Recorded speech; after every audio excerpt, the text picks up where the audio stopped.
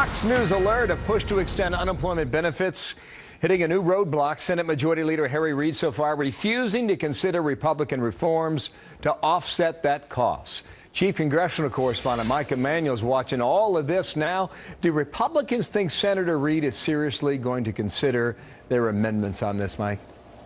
Bill, short answer is no. Republican sources I've talked to say if Reid were truly serious, he'd be negotiating with the 6 Republican senators who voted yes last week on a procedural vote to see what they needed in order to follow this through to final passage. Here's a leading Republican senator on the need for amendments and also shifting the focus of unemployment to help put people back to work.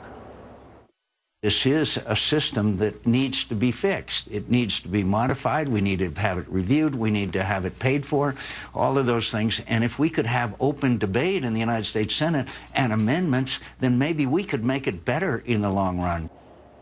At this stage, there's a serious lack of trust in the United States Senate. A lot of Republicans I've talked to say they think Reid may handpick a couple of amendments just to say he considered amendments. Bill? Well, what is the latest from the Majority Leader, Harry Reid, on this amendment issue, Mike? Well, sources familiar say it is possible they may consider some Republican amendments to see if they can get enough Republican support to pass an unemployment extension. Reid has ripped his Republican colleagues, suggesting they've only offered amendments that are political in nature and that they should consider amendments that would actually have a chance of passing the Senate.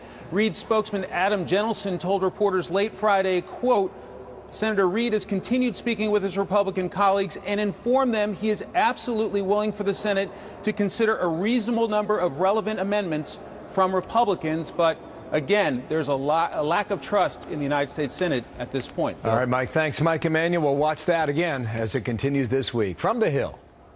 So over in the House, a push to force people who receive food stamps to go to work. Florida Congressman Steve Southerland telling Fox News on Sunday that the rule would apply only to adults in good health. Excluded children, excluded the disabled, excluding seniors, that they work, train for work, look for work, or volunteer. And I think that that they be productive. I think that over 80% of America agrees with that premise. So I think it makes sense, but it only applies, again, to the able-bodied individuals without dependents.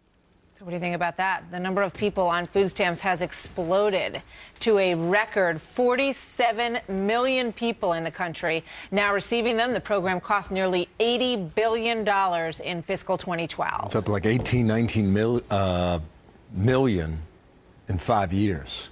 It's incredible. Extraordinary the way it's skyrocketed. Extraordinary, right?